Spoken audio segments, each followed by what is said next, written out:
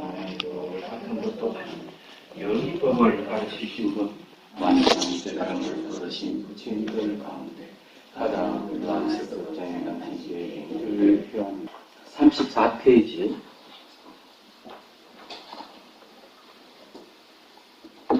일곱 번째 이야기 부처님을 진정 존경하는 방법.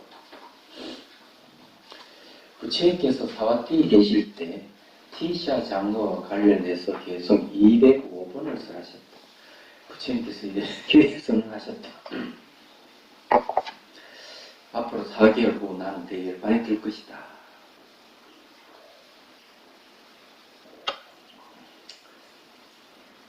그러자 아직 수다원가를 얻지 못한 700명의 비구는 충격을 받고 흘러내리는 눈물을 참을 수 없었다.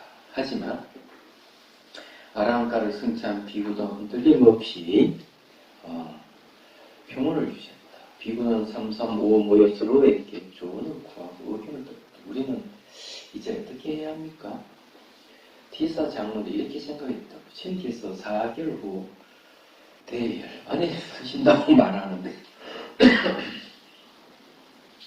나는 아직 나쁜 욕망을 벗어나지 못했다. 그러니 부처님이 살아계실 때 분톤 넓게서 다시 아랑가를 성취해야겠다.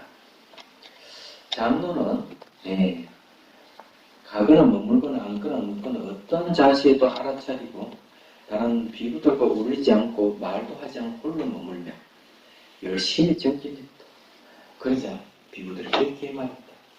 선생님 왜 우리들과 이야기도 하지 않고 피하는 겁니까? 티사는 비구들 무슨 말을 하거나 신경을 쓰지 않았다. 비구들이 부처님께 가서 이 일을 말씀드렸다. 부처님이시여 티사 장로는 부처님에 대한 존경심이 없습니다. 부처님께서 티사를 불러오게 했다. 티사의 그들은 왜 그렇게 행동하는가? 티사 장로가 왜 그렇게 행동했는지 말씀드리자 부처님께서 그의 올바른 마음가짐을 극구 칭찬하며 말씀하셨다. 사두 참 잘했다. 그죠? 이거는 이제 선제 이런 말도 됩니다. 중국 말은 산자이 이렇게 하죠.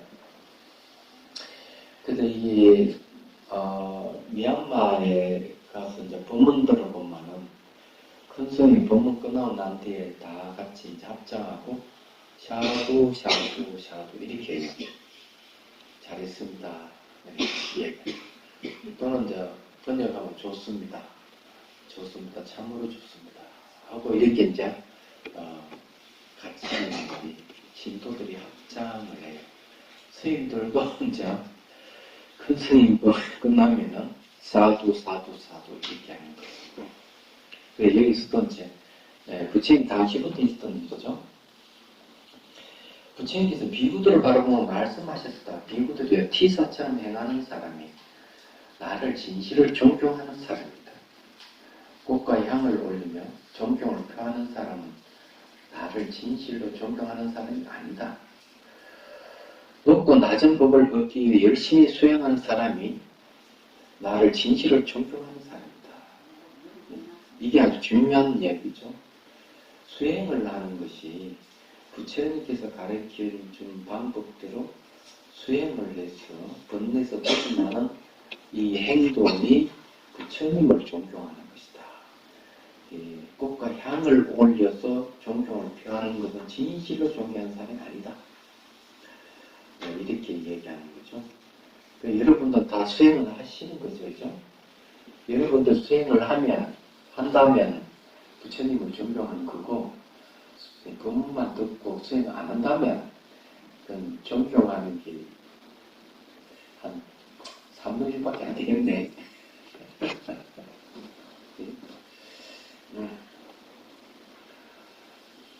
부처님께서 이렇게 말씀하시고 계속 읊으셨다. 벗어남의 맛을 알고 내려놓음의 맛을 아느니라.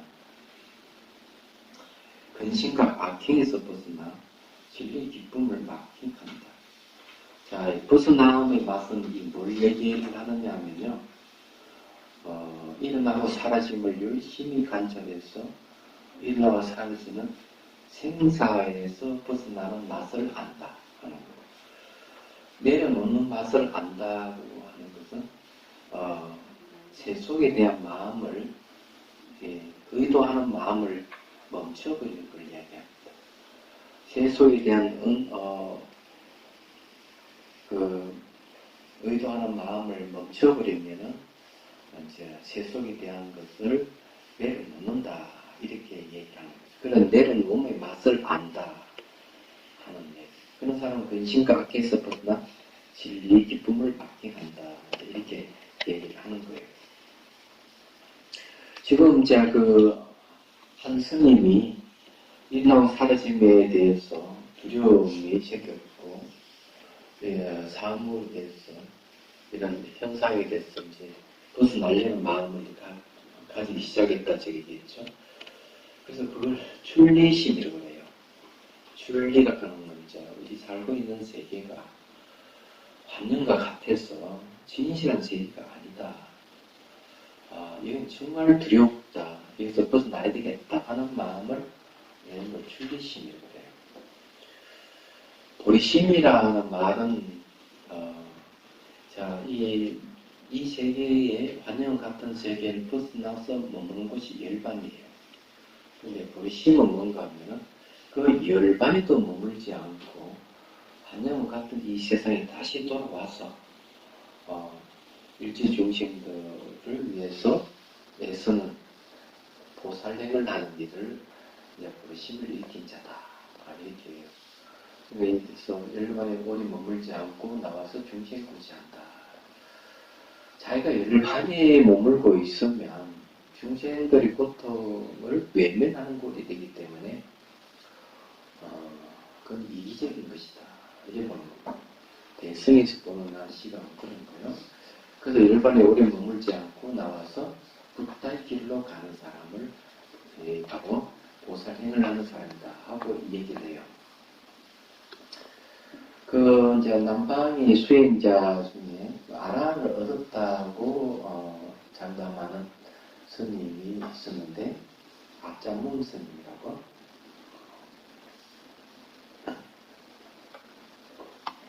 이분의 자서전을 보면은 내가 이제 아라로서 내가 열반에 들 것인가?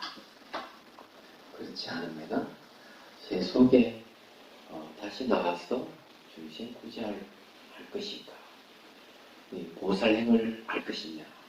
이렇게 이제 생각을 해요. 그래서 이제 생각하고 이렇게 지금도 2600년 지난 지금도 서가모니 부처님의 교화의 힘이 남아있는데, 내가 보살행을 한다고 해서 과연 어떤 도움이 되겠느냐? 차라리 나는 열반에 들겠다, 이렇게 이제 얘기합니다. 그 스님이. 그래서 이제 역대로 서가모니 부처님이 그 전생에 보살행을 많이 하셨죠. 그래서 남방에서도 결정을 알아는 되면 결정을 해야 돼. 여기 열반에 머물 것이냐, 보살행으로 나아갈 것이냐, 이렇게 이제 이 두 갈래 길에 결정하는, 대개 남방의 아람에 되신 분도 열반에 드는 걸로 그렇게 사료가 되네요. 이 보살행을 한다는 게 쉬운 일은 아닌 것 같습니다. 그런 거 보면은. 자, 36페이지 8번째 이야기로 가죠. 부처님을 병수발한 샤카천하. 부처님께서 벨루안 마을에 계실 때 샤카천하과 관련해서 계속 206, 207, 208번을 하셨다. 샤카라 하는 인드라 신을 얘기하죠. 제석천하입니다. 신들이 아니죠. 부처님께서 생명의 상카라가 끝나갈 때, 극심한 이질에 시달렸다. 샤카천하의 이 사실을 알고 생각했다. 부처님께 가서 병수발을 드는 것이 내가 해야 할 일이다. 천함은 커다란 자신의 몸은 돌보지 않고 부처님께다가 삼배를 올리고 성수 부처님 발을 문지르 드렸다. 부처님께서 발의 감촉을 느끼고 물으셨다. 거기 누구시오? 저는 사카입니다, 부처님. 여기에 왜 오셨어? 부처님을 병수발하려고 왔습니다. 샥과 천왕이여 인간은 신들에게 백묘자나 밖에서도 목구멍에 걸린 썩은 고기처럼 지독한 냄새를 풍깁니다. 네. 그러니 병수발은 그만두고 돌아가시오. 병수발 들을 시작은 따로 있습니다. 자, 이 말은 뭔가 하면은 인간의 몸을 이제 부처님께 갖고 있기 때문에 몸에서 냄새는 다 그러니까 당신은 그냥 돌아가시라고 이런 시자가 따로 있다 이렇게 얘기하는 거죠. 부처님이시여 저는 84,000 여자나 밖에서도 부처님의 덕의 향기를 맡았기 때문에 여기에 온 것입니다. 저 혼자서 부처님 병수를 들겠습니다. 이 말은 뭔가만 제가 여기 오는 부처님 덕의 향기이기 때문에 왔지 몸은 썩은 냄새 때문에 온 건 아니다 이렇게 얘기를 하는 거죠. 인간의 몸은 냄새가 납니다. 그래서 날마다 씻어줘야 돼요. 안 씻으면 냄새가 지독하게 나죠. 그래서 이제 수행하시는 분 중에서 오감이 민감한 사람은 사람들 많이 있는 곳에 못 갔다. 사람 몸에 나는 냄새 너무 지독해가지고. 그래서 여러분 되도록이면은 고기를 드시지 않으면 지독한 냄새는 그나마 줄일 수가 있고요. 독한 음식도 좀 멀리하고 좀 깨끗하게 오신채를 먹지 말고 고기도 좀 멀리하고 이렇게 음식을 먹으면 몸에 냄새가 훨씬 줄어듭니다. 얘기하자면 샥과 천왕은 부처님의 변기통에 다른 사람은 손도 대지 못하게 하고 직접 밖으로 가져나가 비우고 깨끗이 씻어서 다시 가져오곤 했다. 천왕은 변기통을 옮기면서도 마치 향수 가득한 그릇을 옮기는 것처럼 눈살 하나 찌푸리지 않았다. 삭과 천왕은 부처님 몸이 편안해진 후에야 돌아갔다. 비구들이 이 일을 가지고 이야기를 나눴다. 부처님 대한 샥과 천왕의 존경심이 정말 대단하구나. 천왕이 하늘의 영광을 제쳐두고 부처님의 병수발을 들다니 부처님 변기통을 옮기면서도 마치 향수 가득한 그릇을 옮기는 것처럼 눈살 하나 찌푸리지 않다니. 이 말을 두고 부처님께서 말씀하셨다. 비구들이 무슨 말을 하고 있는가? 샥과 천왕이 내게 그렇게 존경하는 마음을 가지고 있다는 것은 이상한 일이 아니다. 나는 그가 수다원가를 얻게 하고 늙은 샥과의 몸을 버리고 젊은 삭과의 몸을 다시 태어나게 했기 때문이다. 이 무슨 말이냐면요. 이 샥과천은 이제 늙어서 이제 죽게 됐는데 자기 다시 또 샥과천왕으로 있고 싶었던 거야. 근데 이 삭과천왕은 생각을 하는 거죠. 어떻게 하면 내가 다시 샥과천왕으로 다시 올 수 있을까? 그러면은 부처님의 시중을 들면 부처님이 시중을 들면 다시 그 공덕으로 시중된 공덕으로 몸을 바꾸어서 다시 삭과천왕이 될 수 있다. 이런 생각을 했던 거. 그래서 이게 이제 젊은 삭과의 몸을 다시 태어나게 했다는 말 그런 뜻이. 그래 이제 수다원가를 얻다가는 성민의 경기 같다는 거죠. 그래서 여러분 잘 알다시피 거기에 그 텐화에 보면 신중단이 있잖아요. 신중단 내용은 신들인데 이 신들은 거의 대부분 이 경지가 있어요. 수행을 해가지고 깨달음의 경지 나름대로 가지고 있는 사람들이에요. 그게 이제 신중단이라고 그러죠. 하음신중이라고 하는 말은 이제 그래서 나오는데 하은경이 이 신중단의 신들의 이름을 찾을 수가 있습니다. 그 여기서도 샥과천왕도 이제 수다원가를 얻었다 하는 말 그런 얘기죠. 한때 내가 옛날 얘기입니다. 한때 내가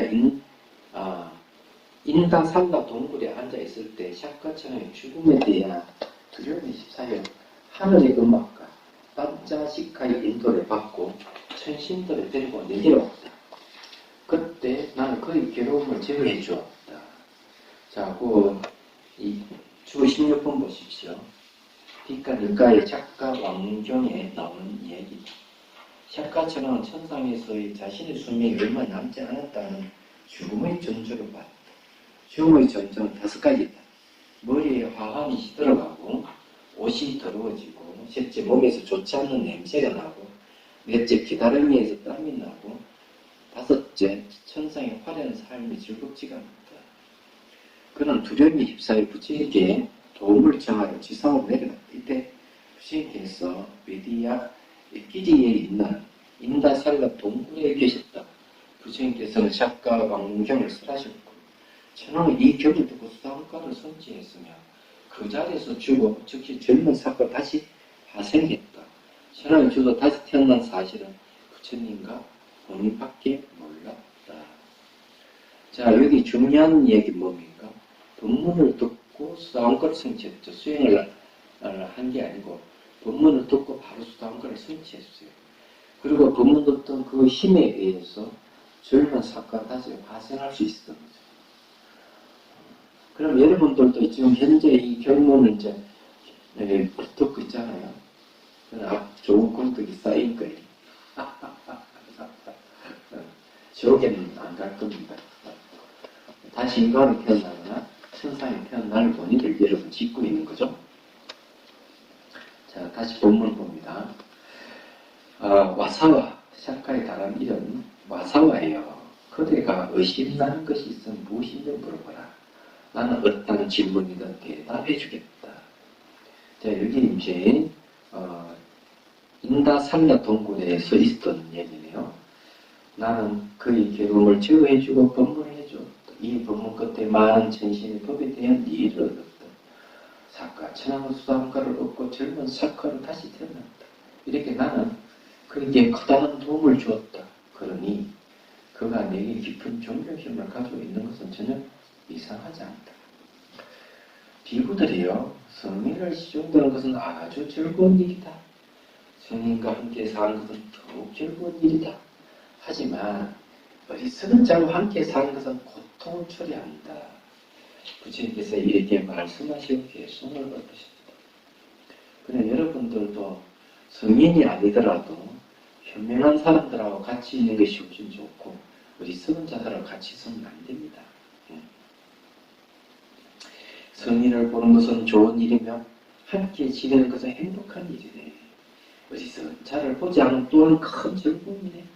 어리석은 자와 함께하는 이는 오랫동안 슬프고 원수를 만났다 괴롭다네.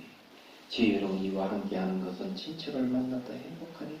그러므로 현명하고 지혜롭고 삼장을 배워 익히면, 삼장은 잘 알죠. 율장, 논장, 경장이죠. 경율론 삼장을 얘기합니다. 삼장을 배워 익히며 인내심을 가지고 할 바를 다 하는 스님. 그와 같이 바르고 지혜로운 일을 가까이 하라. 다리 궤도를 벗어나지 않듯이. 부처님 당시 삼장이 있었냐 하면 삼장이 있었습니다. 어떻게? 문자로 듣는 게 아니고 스님들이 그걸 다 외워가지고 있기 때문에, 경전을 외웠기 때문에 어떤 스님은 율장을 외우고 어떤 스님은 논장을 외우고 어떤 분은 경장을 외우고 가지고 있기 때문에 스님이 바로 경륜 삼장을 다 지니고 있었던 거죠. 그것이 문자화된 것은 언제쯤이냐 이러면 BC 한 1세기경 스리랑카에서 전쟁이 일어나면서 스님들이 이제 죽어가니까 왕이 절대 스님 다 죽으면은 경륜 삼장이 없어지겠다. 그래서 이제 핏발란수 나무 잎을 이걸 건조시켜서 거기다가 전부 그걸로 경전을 새긴 겁니다. 스님들이 구술을 하고 스님들이 기억했던 쭉 얘기한 걸 다 받아 적었던 것이죠. 얘기하자면 그래서 나온 게 빨리 삼장이 남아 있었던 이유가 그거고 그 이후로 이제 북방 쪽에는 산스크리트어로 전부 다 번역을 했던 것이죠. 얘기하자면 근데 그 전에는 전부 다 스님들이 다 외우고 있었다는 겁니다. 어쨌든 여기 이제 내용이 아주 중요한 것은 그런 스님과 함께 있으면 친척을 만나 즐겁듯이 아주 즐거운 것이고 어리석은 자와 함께 있는 건 원수를 만난 같이 괴롭다 이렇게 얘기해요. 그래서 되도록이면 현명한 사람들하고 같이 놀려고 하고 어리석은 자와 놀지 않으려고 노력을 해야 된다. 뭐 기준이 뭐냐? 부처님 법을 잘 아는 이는 유명한 이들이 많지 않을까? 이런 생각을 합니다. 자, 애용에 대한 얘기입니다. 제16장 애용. 첫 번째 이야기. 현재 출간세 19. 부처님께서 제또와다에 계실 때 출간세 19와 관련해서 개성 209번, 210번, 211번을 써하셨다. 사와띠 애지용장의 외아들을 둔 가정이 있었던 날 그 집에서 공양 신들과 비구를 가서 공양하고 법문을 해줬다. 법문을 들은 아들은 출가하고 싶은 마음이 사로잡고 부모에게 출가를 허락해 달라고 간청했다. 하지만 부모는 아들의 출가를 허락하지 않았고 아들은 어떻게든 출가하려고 생각했다. 이게 이제 보통 문제가 아닌데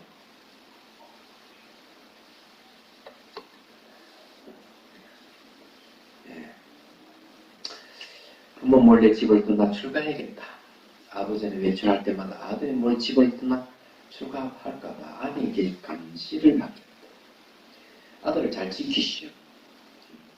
그러니까 인도에는 옛날에도 이제 남존 여비 사상이 있어요. 지금도 마찬가지로 인도에도 있지만은 아들이 출가해버리면 대를 이을 수가 없어요. 그래서 아들이 출가 못하게 부모들이 막는 것이죠. 당연한 거예요. 어머니도 외출할 때마다 남편보고 아들을 잘 감시하라고 신신당부했다. 어느 날 아버지가 외출하고 없을 때 어머니는 홀로 다짐했다. 아들을 잘 감시해야겠다. 그는 오른쪽 발은 한쪽 문설주에 버티고 한쪽 발은 다른 쪽 문설주에 걸치고 앉아서 실을 감고 있었다. 아들은 어머니의 소리도 도망쳐야겠다고 생각하고 어머니께 말했다. 어머니, 발 좀 잠깐 치워주세요. 소피 좀 보고 올게요. 그녀가 발을 당겨 길을 내주자 아들은 그 길을 사원으로 달려가서 비구들에게 말했다. 스미듯이 저희 출가를 받아주십시오. 비구들은 그에게 불교를 주었다. 아버지 집에 들어와서 아내께 묻다. 아들은 어디 있느냐? 여기 또 잠깐 나갔어요. 아들 어디 있단 말이에요. 아버지는 아들을 찾아보자 보이지 않자 이런 결론을 냈다. 분명히 사원으로 갔을 거야. 사원에 가보니 아들은 이미 머리를 까고 가사를 걸치고 있었다. 그는 슬피 울며 아들께 말했다. 아들아 왜 나를 힘들게 하느냐? 아버지는 갑자기 아들을 잃어버린 공함에 시듯 휩싸였다. 아들을 출가해버리는데 세수시험이 무슨 의미가 있겠느냐? 그는 비유적인 출가를 요청 바로 그 자리에서 개를 받고 비유가 됐다.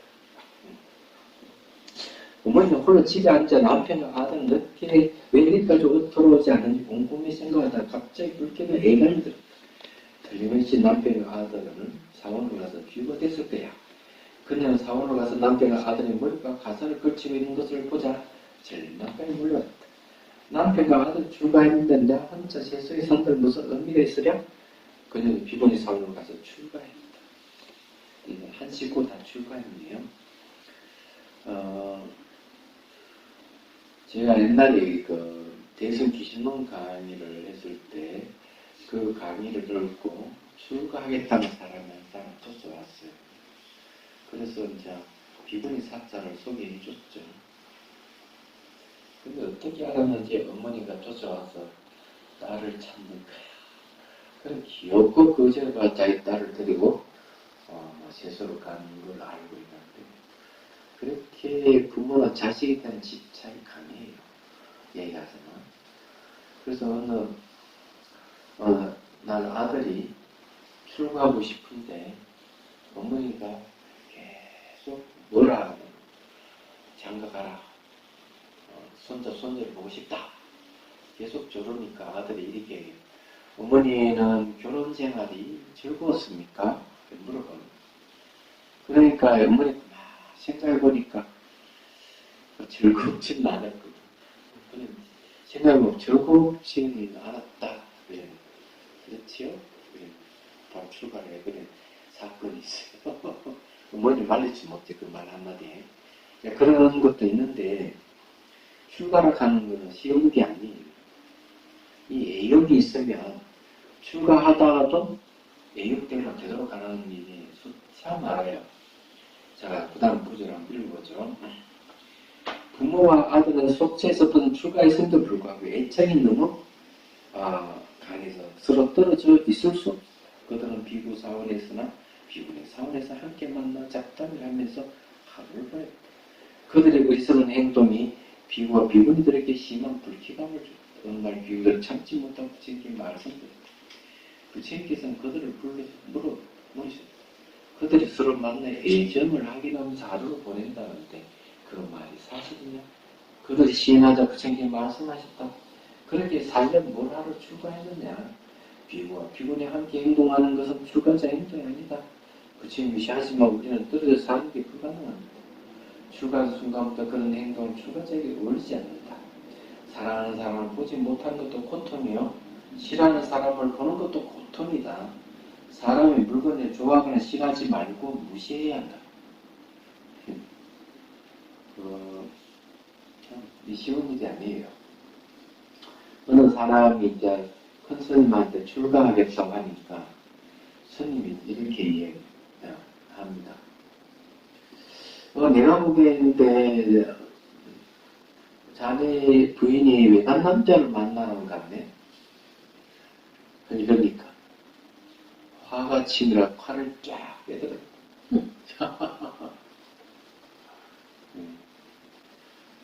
그러니까 그게 바로 지옥이야 하고 일러줬어. 칼 탁 집어 넣으니까 그게 바로 천당이다 하고 일러주는 거예요. 근데 이 사람은 애욕이 너무 강해서 출가하고 싶지만은 그 애욕대로 출가를 못하는 거예요. 얘기하자. 이 쉬운 일이 아니에요. 여기서 식구들한테 출가했지만은 서로 떨어지지 못하고 그에 이제 집착을 하는 거예요. 그래서 그렇게 하면 안 된다고 얘기를 합니다. 자, 그렇게 개성해서 해서는 안 되는 일은 하고 해야 할 일은 하지 않으며 추구해야 할 일은 포기하고 욕망을 쫓는 자는 힘써 정진하는 수행자를 부러워합니다. 그 욕망을 쫓는 자는 정진하는 수행자를 부러워한다는 거죠. 그래서 출가자 중에서도 보면 두 가지 욕망을 못 버리는 사람이 있어요.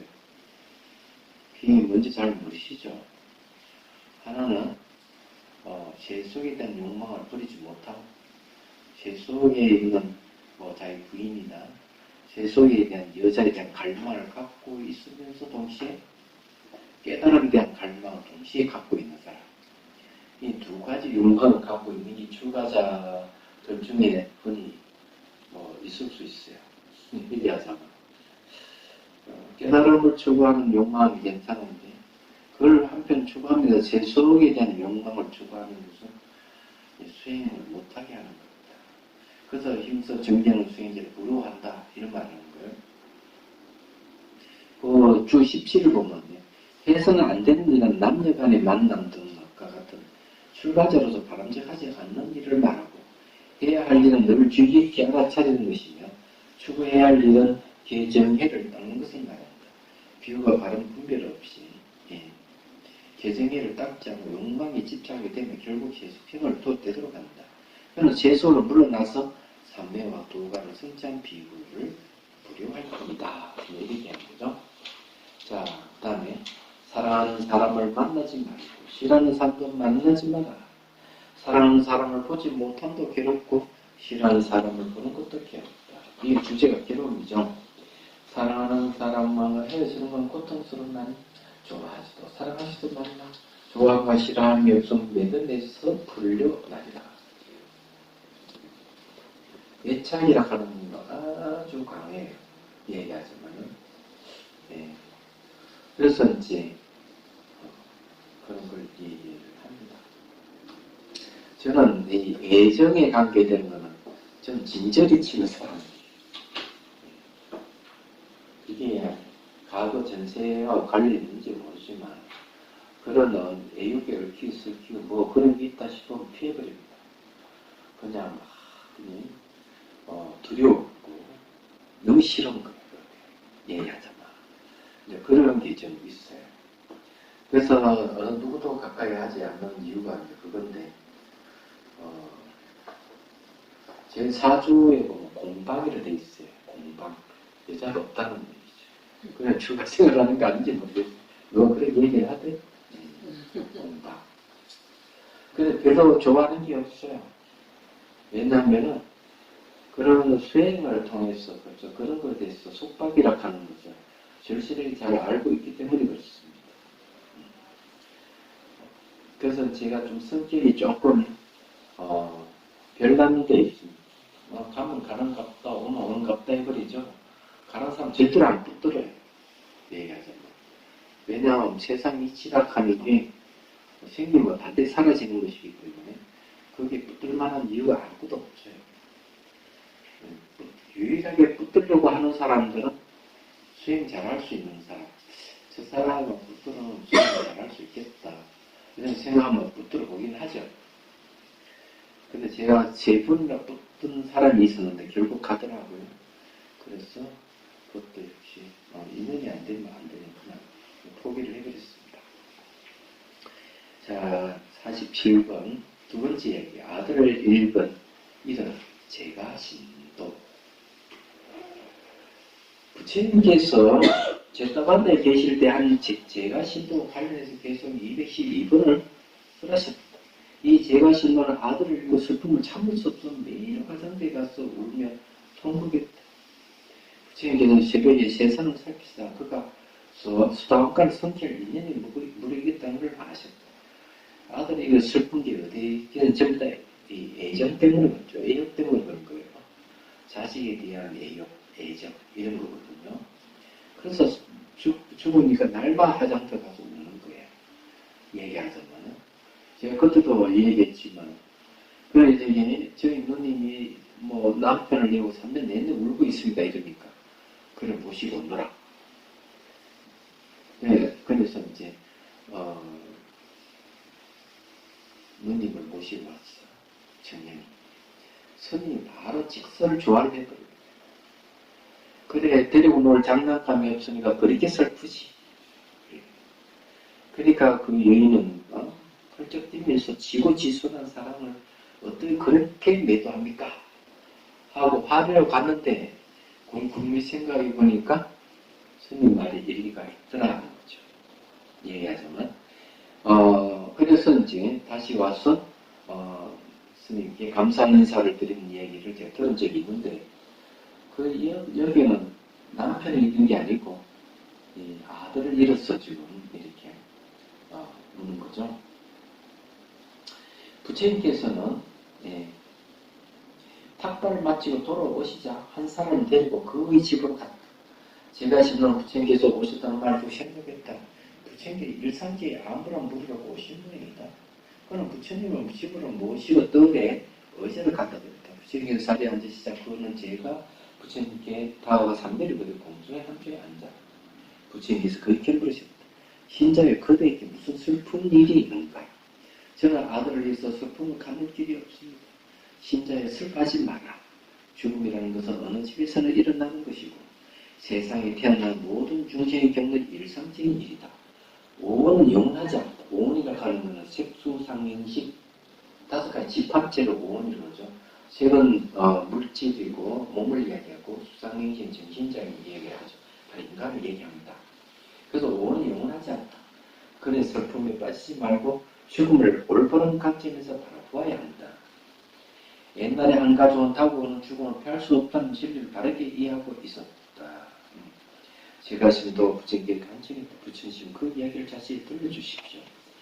부처님께서 이 말씀을 하려고 우라가 자타카를 쓰라서 자타카는 전쟁 이야기입니다.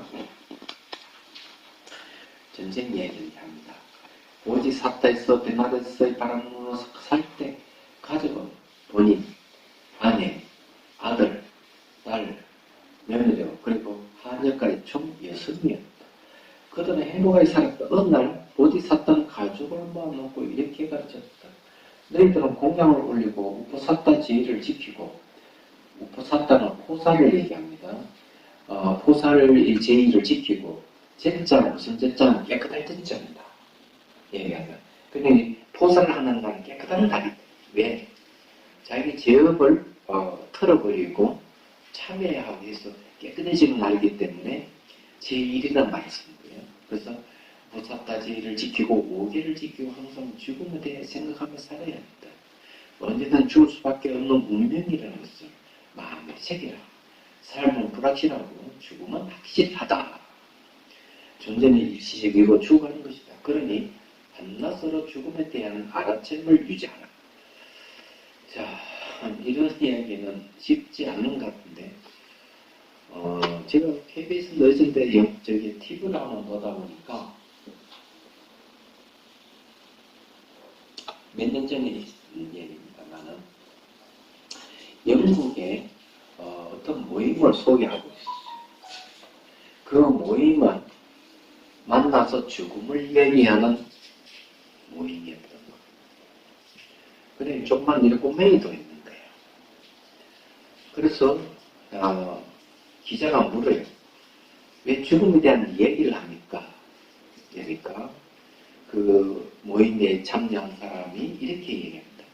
죽음을 서로 얘기를 하게 되면 삶이 겸손해진다. 욕심버리거나 화를 내는 일이 없어지죠. 그리고 누구나 죽는다는 사실을 알면 집착에서 그만큼 자유롭지요. 이렇게 얘기합니다. 이런 얘기죠. 이제 여기서도 이제 이 보디사타 보살은 보살입니다. 보살이 이제 가족들을 모아놓고 이렇게 얘기를 하는 거예요. 달라이 라마 스님도 늘 죽음에 대한 명상을 한다 이렇게 얘기를 하더라고요. 그 어디 그런 얘기 나오는가 하면 달라이 라마 죽음을 얘기하다 하는 책이 있습니다. 그 책 읽으면 그런 얘기를 해요. 자, 그 다음에 가족은 그의 가르침을 받아들여 진지하게 죽음에 대해 명상하며 살았다. 어느 날 아버지가 아들과 함께 전기실하러 농으로 갔다. 아들이 쓰레기를 모아서 불을 질렀는데 근처에 개미 집에 사는 독사가 연기 때문에 눈을 다쳤다. 화가 난 뱀이 불에서 나와 아들을 물어 죽였다. 아버지는 아들의 시체를 나무 아래 놓고 집으로 사람을 보내. 밥은 1인분만 가져오고 모두 깨끗하게 옷을 갈아입고 향과 향수를 들고 오라 전했다. 그리고는 전기실을 계속했다. 식구들이 오자 그는 식사를 마치고 시체로 빠져냈다. 하지만 식구 중 아무도 눈물을 흘린 자 없었다. 죽음에 대해서 늘 생각을 했기 때문에 그런 거죠. 그래서 명상을 해서 그런다 봐야 되겠죠. 이 공덕으로 샵과 진왕의 홍옥 보호자가 뜨거워졌다. 샵과는 변신하고 나타난 쉽고 각격해 슬퍼하는 기식이 없는 걸 보니 당신은 죽은 이를 사랑하지 않는 것 같습니다. 그러나 그들의 병원은 죽음에 대해 명상을 했기 때문인 것을 알고 샵과 진왕 보물로 집을 가득 채워주었다. 그래서 이게 이제 슬픈 기식이 없다고 해가 죽은 이를 사랑하지 않는 건 아니에요. 죽음에 대한 명상을 했기 때문에 병을 유지했다는 거예요. 이게 상당히 중요한 것이죠. 사람이 지금 울고 난리 나죠. 실직까지 하는 사람도 있고 얼마나 애정이 강했으면 그렇겠냐.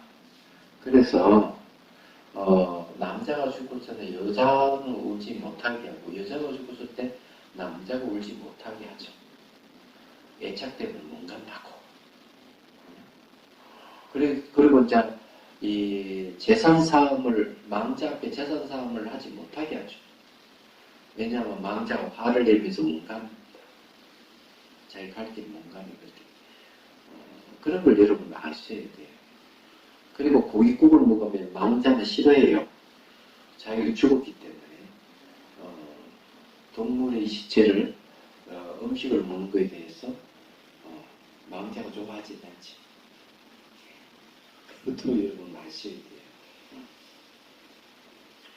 자, 뱀이 허물을 벗듯 사람은 몸을 벗고 저 세상으로 간다. 사람이 죽게 되면 몸도 버리고 즐거움도 빼앗기고 떠나간다.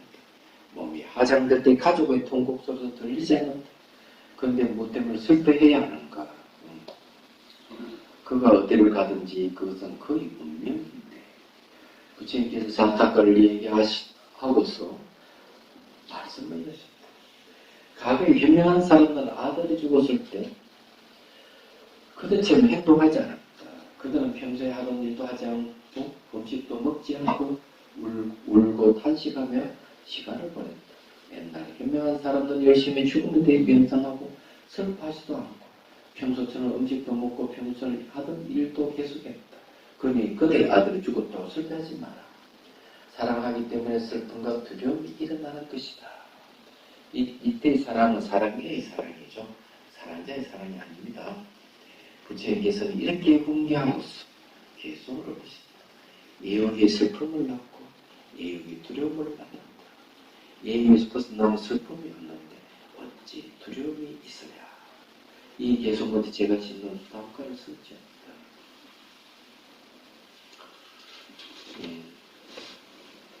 이해가 되시죠? 여러분들도 잘 이해를 하셔야 됩니다. 죽음은 일상적인 것이고 누구나 다 죽는다 하는 사실을 이해하는 게 좋을 겁니다. 자, 세 번째 이야기, 손전에 잃은 위사카. 위사카 경이 나와, 우단나의 위사카 경이 나오는 이야기입니다. 부처님께서 제타마다에 계실 때 여자 신도 위사카와 관련해서 계속 213번을 쓰셨습니다. 위사카는 자기가 외출하고 얻을 때 탁발나무 생들 공양을 올리는 일을 손녀인 납다에게 맡기곤 했다. 하지만 손녀는 젊은 나이에 죽어버렸다. 위사카는 손녀의 장례식을 치르고 슬픔을 가눌 길 없어 부처님께 가서 삼비를 올려 공손하게 한쪽에 앉았다. 부처님이 그녀의 슬픈 얼굴을 보고 물으셨다. 위사카야, 무슨 일이냐? 그천 눈물을 흘리며 여기에 왔는가? 위사카는 울먹이며 손녀의 죽음을 알렸다. 부처님이 지금 가장 사랑하는 손녀가 죽었습니다. 이제 다시는 그렇게 미건직하고 성실한 아이를 볼 수 없을 것입니다. 위사카, 이 사바테의 인구가 얼마인가? 7천만 명이라고 들었습니다. 이 모두가 다따처럼 사랑스럽다면 많고 많은 자식과 손녀를 가지고 싶지 않을까? 가지고 싶습니다, 부처님. 사바테의 하루에 몇 명이 죽고 나가는데 때로는 10명, 때로는 9명, 8명, 때로는 1명이 죽습니다. 하지만 하루 죽지 않는 날은 없습니다. 그렇게 되면 그들은 슬픔에 벗어날 시간이 없을 것이다. 그들은 밤낮을 울고 통곡하고 지내야 할 것이다. 100명이 사랑하는 사람이 있으면 100번의 고통이 있다. 90명이 사랑하는 사람이 있으면 90번의 고통이 있다. 1명이 사랑하는 사람이 있으면 1번의 고통이 있다. 사랑하는 사람이 없으면 고통도 없고 슬픔도 없고 번뇌도 없고 근심도 없다. 사랑하는 사람이 없으면 고통, 슬픔, 번뇌, 근심 없대요. 사랑의 사랑. 그러면서 해야 된다. 부처님이 무슨 말씀이신지 잘 알겠습니다. 그는 슬퍼하지 말라. 슬픔과 두려움과 사랑으로부터 일어난다. 부처님께서는 이렇게 말씀하시고 계속 읊으셨다. 애자의 슬픔을 낳고 애자의 두려움을 낳는다. 애자에서 벗어나면 슬픔이 없는데 어찌 두려움이 있으랴. 그래서 여러분들이 제가 얘기했잖아요. 일어나고 사람님을 아주 깊이 있게 관찰해 있으면 반드시 사람이 죽는다. 형상 허물이 없어진다 하는 것에 대해서 허망함, 두려움 이런 게 생긴다고 했지 않습니까? 그래서 이제 이런 두려움이 생기고 이러면은 사람으로부터 왔다 이런 생각을 하고 사람 완전히 죽는다 하는 거 잊지 말아야 되겠죠. 자, 네 번째 이야기. 기생을 차지하려고 싸운 위차비 왕자들. 부처님께서 위살리 근처 어느 탑에 계실 때 위차비 왕자들 관련해서 개성 214번을 써놨습니다. 위살리의 축제를 열려 위차비 왕자들이 온갖 장식으로 화려하게 치장하고 도시를 떠나 공으로 놀러갔다. 부처님께서 탁발나게 도시로 들어가다가 그들을 보고 비구들에게 말씀하셨다.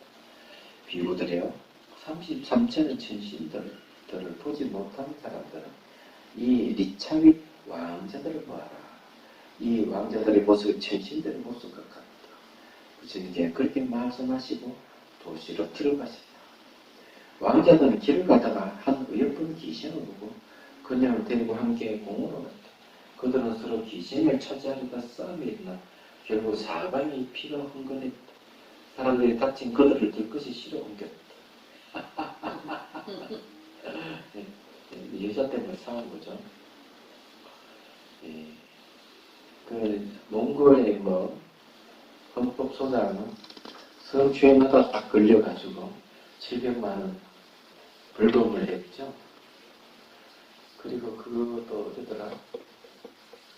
이탈리아인가 어딘가 어떤 또 막 그 어떤 국회의원이 기생한테 문자를 막 보내다가 기자한테 탁 들켰어. 그래가지고 결국 사임을 하고 가는 그런 사건들이 많이 있죠. 그런 거 보면은 참 여자는 독사의 독보다 무섭다. 사람들이 그렇게 얘기를 하겠죠. 그렇지만은 자기 감각기는 단속하지 못한 죄가 있지 상대를 욕할 것이 절대로 아니거든요. 자, 그 다음에 봅시다. 부처님께서 공양을 끝내고 도시를 떠나 탑으로 돌아가셨다. 비구들은 도시에서 나오다가 이차의 왕자들의 뜻을 덜컥 실려 옮기시고 있는 것을 보고 부처님께서 말씀하셨다. 부처님이시여 이런 아침에 이차의 왕자들은 천시처럼 아름답고 화려하게 치장하고 도시를 떠나 유흥을 즐기려고 기쁘고 유쾌한 마음으로 나갔는데 한 여인 때문에 그런 비참한 지경이 있었다고 합니다. 비구들이요 집착 때문에 슬픔과 두려움이 일어난다. 집착이 참 무서워. 부처님께서는 이어서 개성을 푸셨다. 집착의 슬픔을 낳고 집착의 두려움을 낳는다. 앞에는 애착이라는 말을, 그 앞에는 애욕이라는 말을 쓰는 다 비슷한 말이죠. 집착에서 벗어나면 슬픔이 없는데 어찌 두려움이 있으랴. 이해가 되시죠? 감각기관을 잘 다져야 됩니다. 그래서 이제 그 빈미사라왕의 왕비가 왕의 심부름으로 주민정사로 부처님을 징계하러 가요. 빈미사라 왕비는 부처님은 미인을 싫어한다는 소문을 듣고 안 만나려고 하다 왕의 명령에 어쩔 수 없이 가게 되죠. 근데 부처님께서 왕비가 온 줄 알아. 그러니까 뭐 왕비니까 얼마나 그냥 잘생긴 천하절생인 미인이겠죠? 근데 왕비가 보니까 부처님 곁에 자기도 훨씬 잘생긴 젊은 여자가 둘이서 부처를 살랑살랑 묻히고 있거든. 가까이 가니까 중년을 바뀌고 노인을 바뀌고 죽어버려. 그제서야 자기 이 미모락하는 결국 이게 없어진다 하는 사실을 알게 되고 이게 진실이 아니다는 것을 알게 되죠. 그래서 그런 거예요. 그 모습 보이는 이 세계는 형상이 있는 건 반드시 무너져 없어지는 거예요. 근데 여기에 집착하는 사람은 무지수 많아요. 많기 때문에 성주행, 성폭행 끝없이 논란이 일어나는 거죠.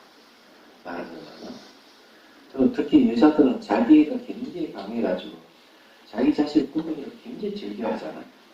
얘기하자면. 그것도 역시 애착이에요. 얘기하자면. 그냥 사회생활 하는데 좀 적당해야 되는데 지나친 사람이 꽤 많습니다. 그래 나이가 들어서 이제 얼굴에 주름살 생기고 이러면은 그 다음에 뭘 가지고 자기를 치장하는지 아십니까? 자기 갖고 있는 지위, 명예 갖고 또 내가 이래서 삼류층에 놀았던 사람인데 이렇게 보기 딱 힘줘요. 다 소용없는 짓이에요. 이야기하자면.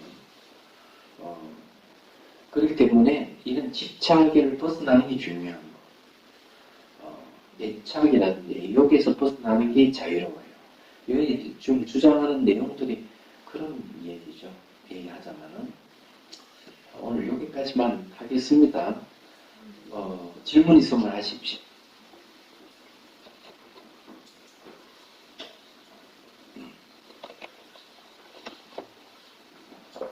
복근경이 참 재밌는 얘기죠.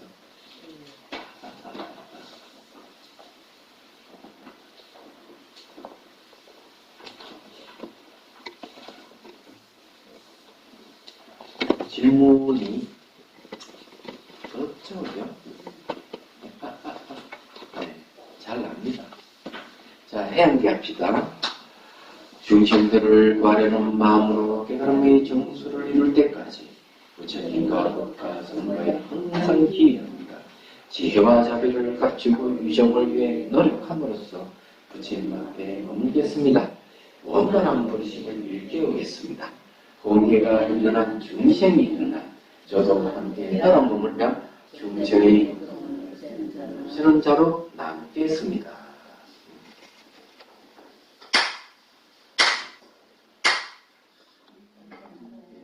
듣는다고 수고했습니다.